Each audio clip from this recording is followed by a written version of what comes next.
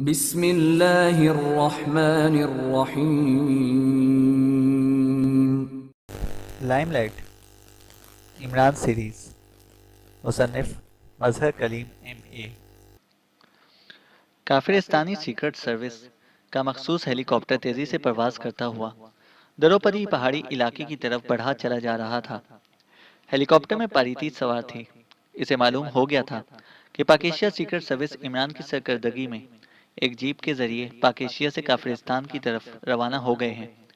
गोइस का सेक्शन इसके असिस्टेंट राज की सरकर्दगी में यहाँ तमाम इंतजामात संभाल चुका था और राज ने इसे ट्रांसमीटर पर तफसीली रिपोर्ट भी दे दी थी।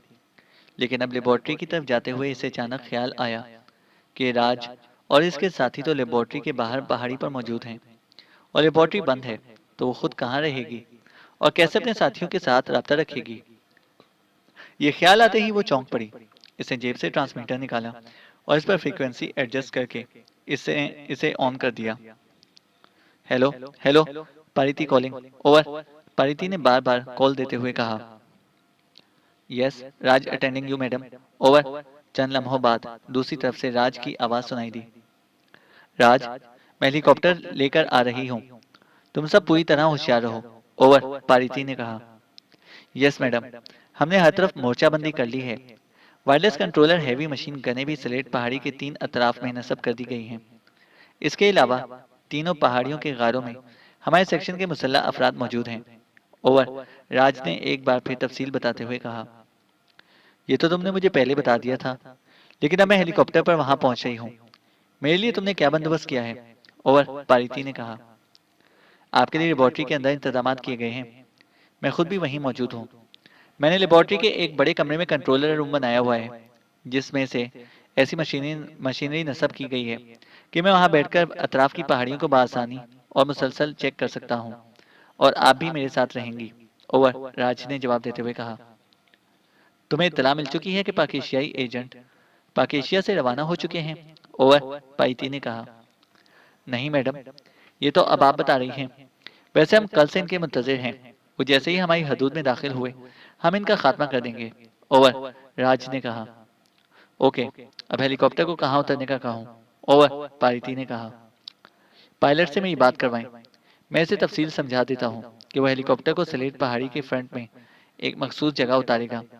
मैं वहां मौजूद होऊंगा, ओवर। राज ने जवाब देते हुए कहा। ओके, मैं दे रही हूँ ट्रांसमीटर इसको, ओवर। पारिति ने कहा और फिर ट्रांसमीटर साथ बैठे हुए पायलट की तरफ बढ़ा दिया। हेलो, पायलट कोहन बोल रहा हूँ, ओवर। पायलट ने मुअद्दबाना लहजे में कहा। तो दूसरी तरफ से राज ने उसे तफसील समझाना शुरू कर दिया। यस सर, मैं समझ गया हूँ, ओवर। पायलट ने कहा और ट्रांसमीटर पारिति को वापस दे दिया। ओके, मैं आ रही हूँ, ओवर एंड ऑल। पारिति ने कहा और ट्रांसमीटर ऑफ करके इसने वापस अपनी जैकेट की जेब में डाल दिया। फिर तकरीबन 20 मिनट बाद पहाड़ी इलाका शुरू हो गया और थोड़ी देर बाद हेलीकॉप्टर एक कदरे बड़ी मस्ताह चट्टान पर उतर गया। वहां राज पहले से मौजूद था। तुम वापस जाओगे और जब तुम्हारी जरूरत पड़ेगी तुम्हें कॉल कर लिया जाएगा, पारिति ने उठते हुए पायलट से कहा। यस मैडम, पायलट ने जवाब दिया। तो पारिति दरवाजा खोलकर नीचे उतरी और कुछ फासले पर खड़े राज की तरफ बढ़ गई। आइए मैडम, मेरे पीछे आ जाइए, राज ने मौदबाना लहजे में कहा और मुड़कर आगे बढ़ने लगा, जबकि हेलीकॉप्टर दोबारा फिजा में बुलंद हुआ और घूमकर वापस चला गया।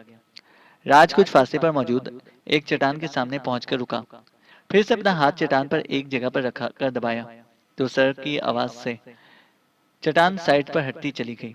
दूसरी तरफ एक छोटा सा गार था।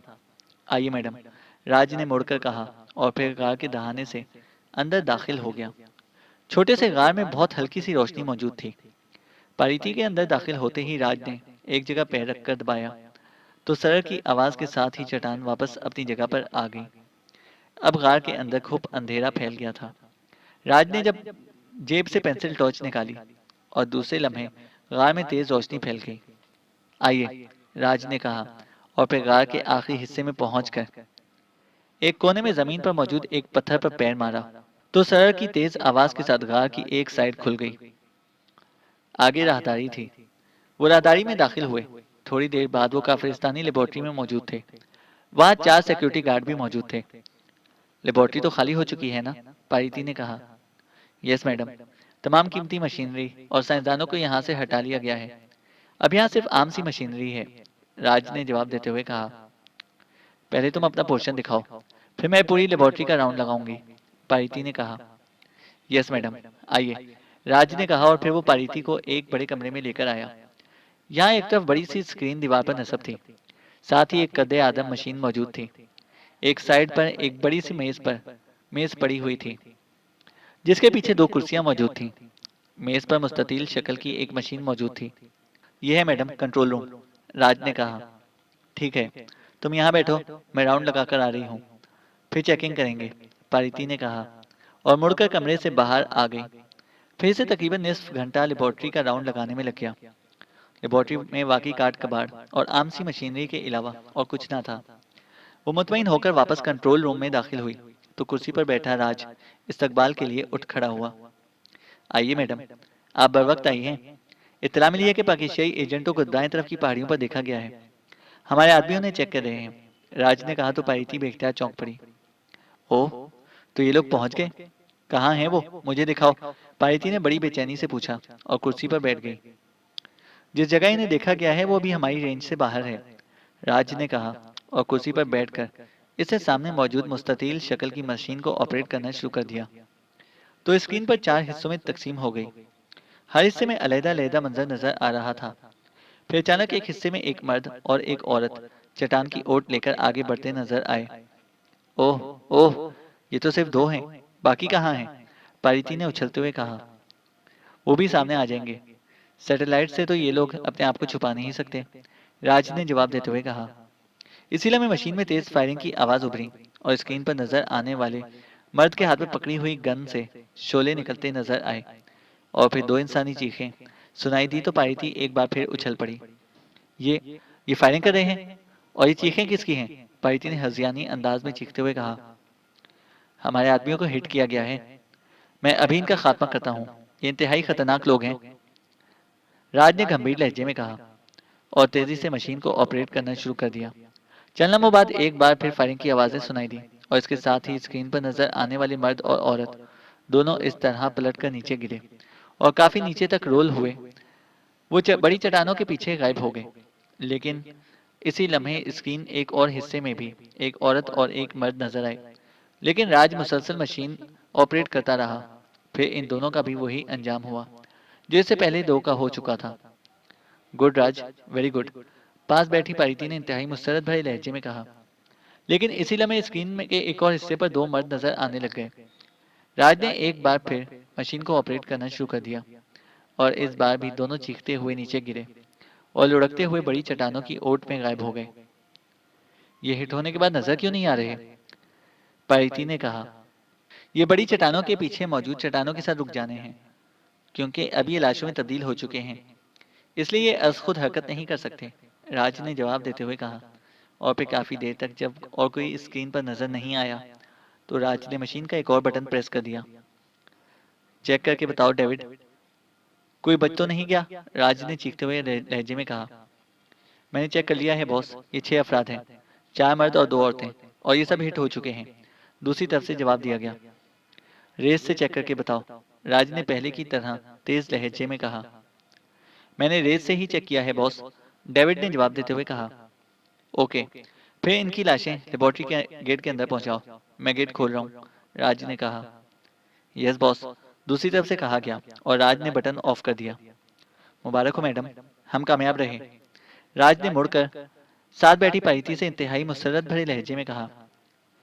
विक्ट्री फॉर काफिरिस्तान, पाइती ने भी मुसरत भरे लहजे में जवाब दिया। इसकी आंखों में वाकई कामयाबी की तेज चमक नुमाया नजर आ रही थी। और फिर तकरीबन निस्फ घंटे बाद लाशों की आमद का सिलसिला शुरू हो गया। पारिती और राज दोनों लेबोरेटरी के एक बड़े कमरे में आ गए थे ताकि यहाँ लाशें चेक करके ही वो शागिल को कामयाबी की इत्तला दें। थोड़ी देर बाद दो अफराद इस बड़े कमरे में दाखिल हुए। इनके कांधों पर दो अफराद लदे हुए थे, जिनमें एक मर्द और एक औरत थी। ये भी जिंदा है मैडम, लेकिन शदीद जख्मी हैं, आने वालों ने कहा और फिर कांधों पर लदे हुए दोनों अफराद को नीचे फर्श पर डाल दिया। तो गोली मार देनी थी ना, इस हालत में क्यों उठा लाए हो? राज ने तेज लहजे में कहा। नहीं, ठीक है, इन्हें चीफ शागिल के हाथों हलाक कराया जाएगा। यहाँ मेडिकल बॉक्स होगा, इनका इस हद तक इलाज करो कि चीफ शागिल के आने तक जिंदा रहें, यकलख्त पारीती ने तेज और तहकमाना लहजे में कहा। मैडम, ये इंतहाई खतरनाक लोग हैं। ये तो हमारे खुसूसी हरबों से मार खा गए हैं। राज ने कहा। ये शदीद जख्मी हैं। चीफ शागिल के आने तक तो इन्हें सिर्फ जिंदा रखना है। मैं ये नहीं कह रही कि ये इस काबिल हो जाएं कि दोबारा हरकत में आ जाएं, लेकिन चीफ शागिल इन्हें अपने हाथों से हिला करके बेहद खुश होगा। पारीती ने जवाब दिया तो राज ने इस बात में सर हिला दिया। कैप्टन शकील की आंखें खुली तो चंद लम्हों तक तो इसके जहन पर धुंध सी छाई रही, लेकिन फिर यह धुंध हल्की होते होते गायब हो गई। और इसके साथ ही कैप्टन शकील को याद आ गया कि वो इमरान के साथ गार में नस्ब हैवी मशीन गन को बेकार करके बाहर आ गए थे कि इन्हें दूर से फायरिंग और इंसानी चीखों की आवाज़ें सुनाई दी। और फिर वो और इमरान इस तरफ बढ़े ही थे कि इनके करीब कहीं से फायरिंग हुई और कैप्टन शकील को ऐसे महसूस हुआ जैसे गर्म सलाखें इसके जिस्म में घुसती चली गई हों। और फिर इसका जहन तारीक पड़ गया था। ये सब कुछ याद आते ही इसने बेख्तियार उठने की कोशिश की, लेकिन चंद लम्हों तक तो इसे ऐसा महसूस हुआ जैसे इसका पूरा जिस्म बेहसो हरकत हो गया हो। लेकिन फिर आहिस्ता आहिस्ता इसके जिस्म ने हरकत करना शुरू कर दी।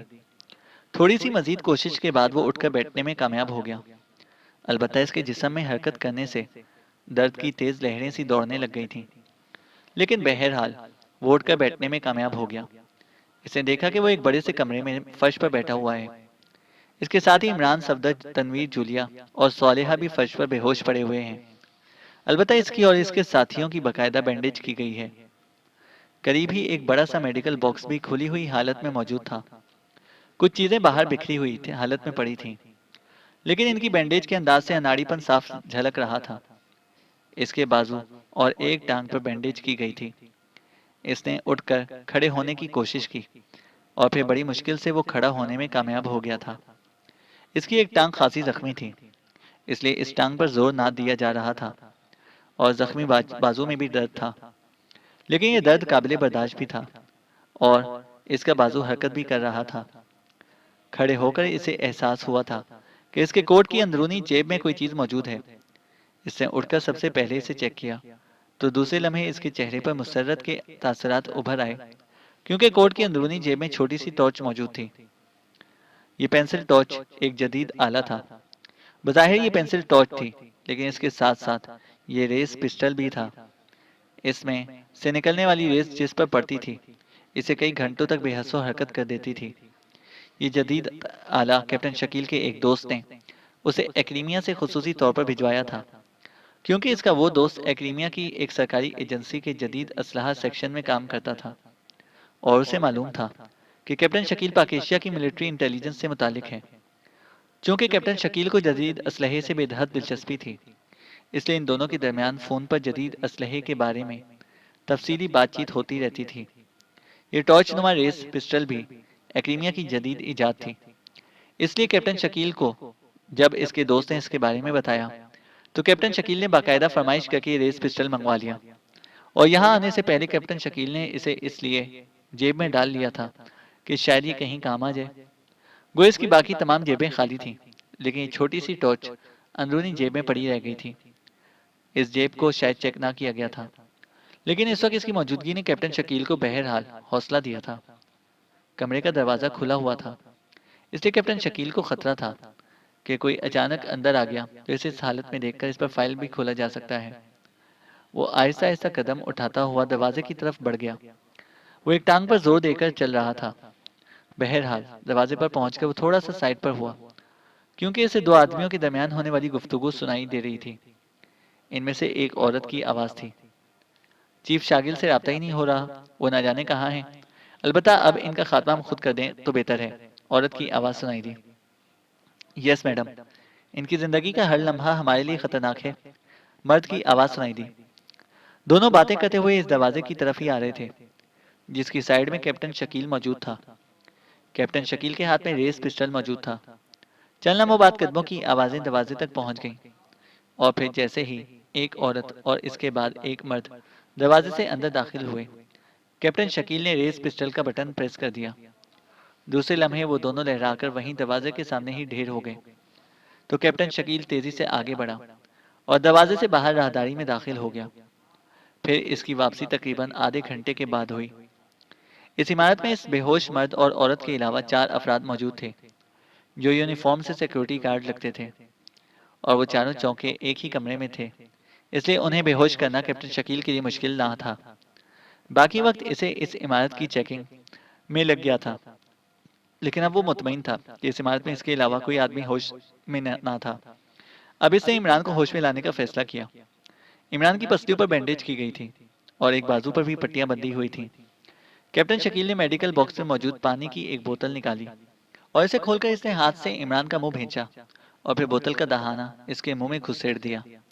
फिर जैसे ही पानी इमरान के हलक से नीचे उतरा, इमरान के जिस्म में हरकत के आसार नजर आने लगे। फिर तकरीबन आधी बोतल पी जाने के बाद इमरान की आंखें खुल गईं, तो कैप्टन शकील ने बोतल हटाई और एक तरफ रख दी। कैप्टन शकील, तुम? पूरी तरह होश में आते ही इमरान ने कहा, और इसके साथ ही एक झटके से उठकर बैठ गया। एक लम्हे के लिए इसके चेहरे पर शदीद तकलीफ के तासुरात उभरे, लेकिन फिर वो नॉर्मल हो गया। तो कैप्टन शकील ने इसे अपने होश में आने से लेकर अब तक होने वाली तमाम कार्रवाई के बारे में बता दिया। रेड रेस पिस्टल, बहुत खूब। तुमने आज अपने साथ साथ हम सबकी जिंदगियां भी बचाई हैं, इमरान ने तहसीन आमेज लहजे में कहा, और फिर उठने की कोशिश की तो कैप्टन शकील ने उसे सहारा देकर खड़ा कर दिया। इमरान साहब, आपकी जिल्द का रंग बता रहा है कि आपके जिस्म में जहर फैल रहा है। इसका मतलब है कि गोली अभी अंदर मौजूद है, लेकिन ये रंग अभी काफी हल्का है और खतरे की कोई बात नहीं, लेकिन फिर भी गोली को निकालना होगा, कैप्टन शकील ने कहा। पहले सब साथियों को चेक करना होगा। मेडिकल बॉक्स करीब करो, मैं देखता हूँ, तुम मेरी मदद करो, आखिर में मेरी बारी आएगी, इमरान ने कहा। तो कैप्टन शकील इमरान के इशारे पर बेख्तियार मुस्कुरा दिया। फिर कैप्टन शकील और इमरान दोनों ने मिलकर सफदर, तनवीर, जूलिया और सालेहा के जख्मों को चेक किया। सफदर के जिस्म में एक गोली मौजूद थी, इसे निकाला गया और इनकी बाकायदा अंदाज में बैंडेज की गई, बल्कि इन्हें ताकत के इंजेक्शंस भी लगा दिए गए। आखिर में कैप्टन शकील ने इमरान की पसलियों में अटकी हुई गोली बाहर निकाल दी। इस गोली की वजह से इमरान के जिस्म में जहर फैल रहा था। गोली तिरछी थी और खाल के करीब ही अटक गई थी, इसलिए ना ही ज्यादा जहर फैला था और ना ही गोली से इमरान की जान को खतरा था। लेकिन अगर गोली मजीद कुछ घंटे अंदर रहती तो इस कदर जहर फैल सकता था कि इमरान की जान खतरे में पड़ सकती थी। इस औरत को, जिसे तुम्हारे बकौल मैडम कहा जा रहा है, कुर्सी पर डाल दो और बाकी जितने भी अफराद हैं इनका खात्मा कर दो, इमरान ने कैप्टन शकील से मुखातिब होकर कहा। ठीक है, कैप्टन शकील ने जवाब दिया। मैं इस दौरान इस उजड़ी हुई लेबॉर्ट्री की तलाशी ले लूं, शायद कोई काम की चीज सामने आ जाए, इमरान ने कहा, और फिर वो कदम बढ़ाता हुआ दरवाजे की तरफ बढ़ता चला गया। शागिल अपने ऑफिस में दाखिल हुआ तो इसी लम्हे फोन की घंटी बज उठी। शागिल प्राइम मिनिस्टर काफिरिस्तान की खुसूसी मीटिंग में कई घंटे लगाकर अभी सीधा ही ऑफिस आ रहा था। वो जल्दी से अपनी मखसूस कुर्सी पर बैठ गया और फिर इसे हाथ बढ़ाकर रिसीवर उठा लिया। यस, शागिल ने अपने मखसूस अंदाज में कहा। द्रौपदी लेबोरेटरी से मैडम पारिती बार बार कॉल करती रही हैं। वो आपको कोई ज़रूरी इत्तला देना चाहती थी, लेकिन आप प्राइम मिनिस्टर की मीटिंग में मसरूफ थे। अब आप तशरीफ़ लाए हैं तो मैं मैडम को कॉल करके बता दूं कि आप तशरीफ़ ले आए हैं। दूसरी तरफ से फ़ोन सेक्रेटरी की आवाज़ सुनाई दी। इसे मालूम हो गया था कि शागिल ऑफिस पहुंच गया है, क्योंकि शागिल के हेडक्वार्टर आने पर सब ना सिर्फ चौकन्ना बल्कि मोहतात भी हो जाते थे। इसलिए शागिल की आमद के बारे में सबको मालूम हो जाया करता था।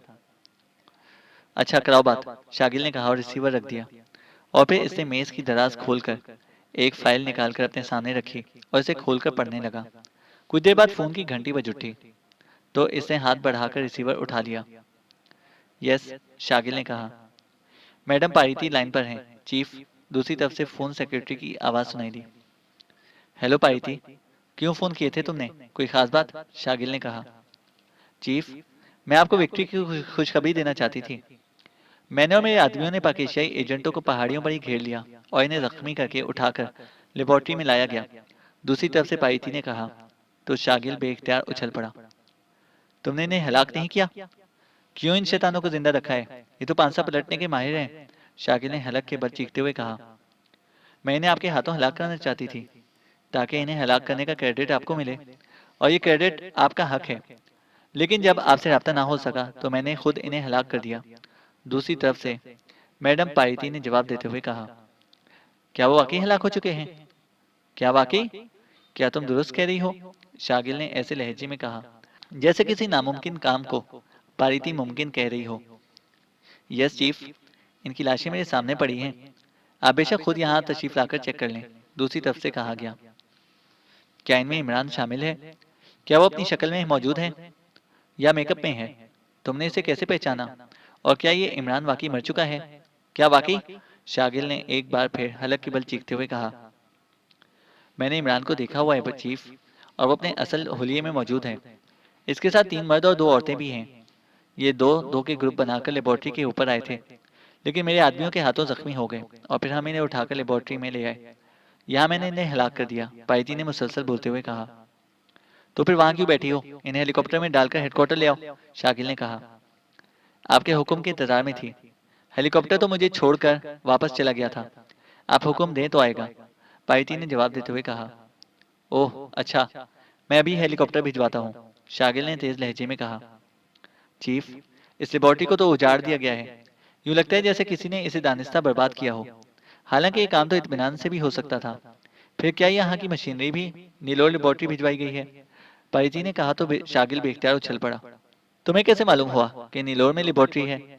तुम तो कभी वहां गई भी नहीं। फिर तुम्हें किसने बताया? शागिल ने चौंक कर कहा। सेक्रेटरी साइंस ने जब आपको फोन पर बताया था तो मैं आपके पास ही तो बैठी थी चीफ, पायती ने जवाब देते हुए कहा। ओह अच्छा अच्छा, तुम लाशें लेकर यहाँ पहुंचो, शागिल ने कहा। यस चीफ, आप यहाँ हेलीकॉप्टर भिजवा दें, पारिती ने कहा तो शागिल ने ओके कहकर क्रेडल दबाया और फिर टोन आने पर इसे यकी बाद दीगरे कई नंबर प्रेस कर दिए। यस चीफ, शेर सिंह बोल रहा हूँ। राब्ता होते ही दूसरी तरफ से एक मौद्दबाना आवाज सुनाई दी। शेर सिंह, पायलट को कहो कि वो हेलीकॉप्टर लेकर द्रौपदी लेबोरेटरी में वहां पहुंचे जहां पहले पारिती और इसके साथियों को छोड़कर आया था।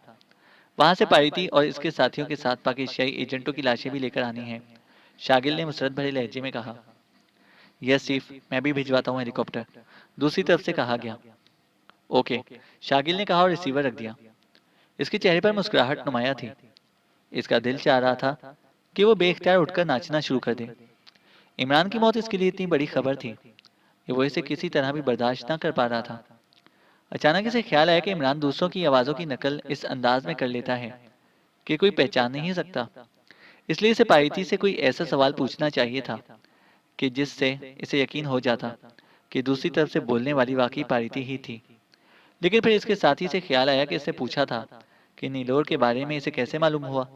तो पारिती ने बताया था कि जब सेक्रेटरी साइंस ने बताया था तो वो इस वक्त साथ ही बैठी हुई थी, और ये ऐसी बात थी जिसका इल्म किसी भी सूरत में पारिती के अलावा किसी दूसरे को नहीं हो सकता था। इसलिए वो मुतमईन हो गया।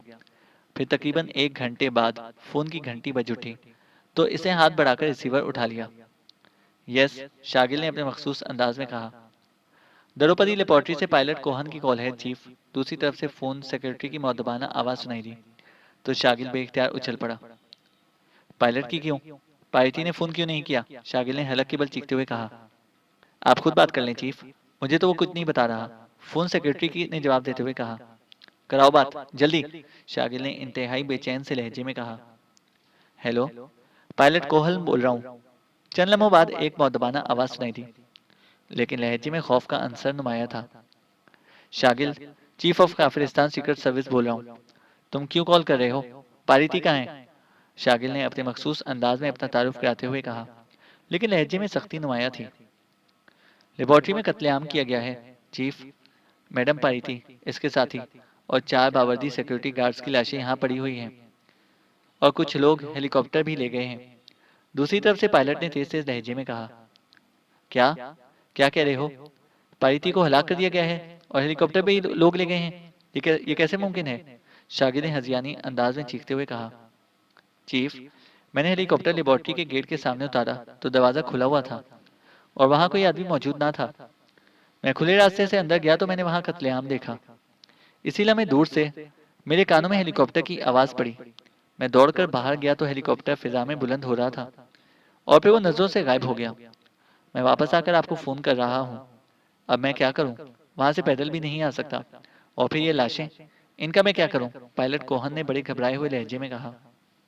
क्या? क्या कह रहे हो? हेलीकॉप्टर को क्या हुआ? शागिल ने तेज लहजे में कहा। इसे शायद कोहन की बात का अदराक ना हो सका था। सर, मैं लेबोरेटरी के अंदर गया तो मुझे हेलीकॉप्टर के पंखे चलने की आवाज सुनाई दी। मैं भागकर बाहर गया तो हेलीकॉप्टर फिजा में प्रवास कर रहा था और फिर वो देखते ही देखते पहाड़ियों के पीछे गायब हो गया। मैं वापस लेबोरेटरी में आया तो यहाँ लाशें मौजूद थीं। इसलिए मैं आपको फ़ोन कर रहा हूँ कि अब मैं क्या करूँ? पायलट कोहन ने रो देने वाले लहजे में वजाहत करते हुए कहा, वेरी बैड न्यूज़। तुम जैसे मनहूस आदमी को तो वहीं भूखा प्यासा मरने के लिए छोड़ देना चाहिए। लेकिन तुम एक अच्छे पायलट हो, इसलिए मैं अपना हेलीकॉप्टर भिजवाता हूँ। तुम इसमें लाशें डालकर ले आओ, शागिल ने चीखते हुए कहा, और कैडल दबाकर संया के बाद दीगरे कई बटन प्रेस कर दिए। यस, शेर सिंह बोल रहा हूँ। दूसरी तरफ से इसके हेडक्वार्टर सुपरिंटेंडेंट शेर सिंह की मौदबाना आवाज़ सुनाई दी। कोहन का हेलीकॉप्टर किसी ने चुरा लिया है। वो अब लेबोरेटरी में मौजूद है और वहाँ इसके मुताबिक पारी और इसके साथी और सिक्योरिटी गार्ड्स की लाशें पड़ी हैं। तो मेरा खुसूसी हेलीकॉप्टर वहाँ भिजवाओ ताकि वो कोहन और लाशों को लेकर यहाँ पर आए, शागिल ने कहा। मैडम पारिती को हलाक कर दिया गया है, शेर सिंह ने ऐसे लहजे में कहा जैसे इसे मैडम पारिती की मौत का शदीद सदमा हुआ हो।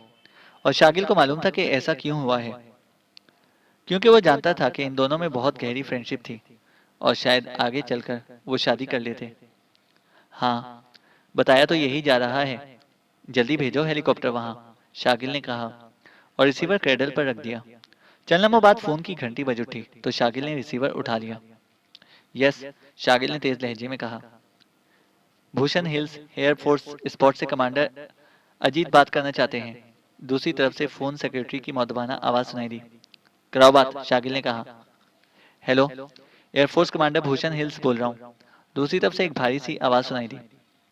Shagil, chief of Kafiristan secret service बोल रहा हूँ, शागिल ने भी बड़े बावकार लहजे में कहा। सर, आपके महकमे का एक हेलीकॉप्टर द्रौपदी हिल्स पर उड़ता हुआ चेक किया गया है। जब पायलट से रब्ता किया गया तो इससे अपने आप को सीक्रेट सर्विस का पायलट बताया और बताया कि एक खुसूसी मिशन पर काम हो रहा है। इसलिए हम खामोश हो गए। फिर हमें इत्तला मिली कि एक जगह पहाड़ियों पर एक हेलीकॉप्टर खड़ा है और खाली है। वहाँ किसी भारी जीप के टायरों के निशानात भी हैं। मुझे रिपोर्ट मिली तो मैंने सोचा कि आपसे बराह रास्त मालूम कर लूँ। इस बार दूसरी तरफ से कदरे मौदबाना लहजे में कहा गया। वो हमारे हेडक्वार्टर का हेलीकॉप्टर है। मेरा जाती हेलीकॉप्टर पहुंच रहा है। मैं इस हेलीकॉप्टर को वहां से वापस लाने का हुक्म देता हूँ। थैंक्स फॉर इन्फॉर्मेशन, शागिल ने कहा और कैडल दबा दिया। और फिर टोन आने पर इसने यह के बाद दीगरे कई बटन प्रेस कर दिए। शेर सिंह बोल रहा हूँ चीफ, दूसरी तरफ से शेर सिंह की मौदबाना आवाज सुनाई दी। हेलीकॉप्टर भिजवा दिया है कि नहीं, शागिल ने पूछा। यस, जाने की तैयारी की जा रही है। कोई हुक्म, शेर सिंह ने जवाब दिया। पायलट से कह दो कि वहाँ पहाड़ियों में दूसरा हेलीकॉप्टर भी मौजूद है। एयरफोर्स की तरफ से मुझे इत्तला दी गई है। कोहन पायलट इसे वापस ले आएगा, शागिल ने कहा। यस सर, मैं पायलट को कह देता हूँ, शेर सिंह ने कहा तो शागिल ने रिसीवर रख दिया। इसका मतलब है कि पाइथी सिर्फ बातें बनाना जानती थी।